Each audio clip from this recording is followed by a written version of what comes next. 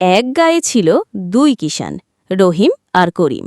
দুজনে ছিল ভারী গরিব, কিন্তু খাটতে পারত খুব।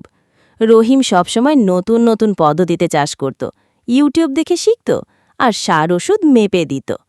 আর করিম বলতো, আরে ধুর, ওসব নতুন পদ্ধতি যা হওয়ার আল্লাহ জানেন, পুরনো পদ্ধতি ভরসা।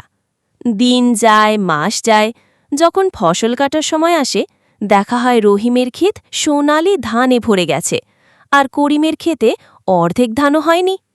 করিম একদম হতাশ হয়ে গিয়ে রহিমকে বলল, কি রে, তোর এত ভালো ফসল হলো কি করে? রহিম হেসে বলল, আরে ভাই, শুধু খাটলেই হয় না, একটু বুদ্ধিও লাগাতে হয়। শুধু মাটি চাষ করলেই হবে না, মাথাটাও চালাতে হয়। এই হলো গল্প। মানে, শুধু পরিশ্রম করলেই হবে না, সময়ের সাথে সাথে নতুন কিছু শিখতেও হবে, তবেই সাকসেস।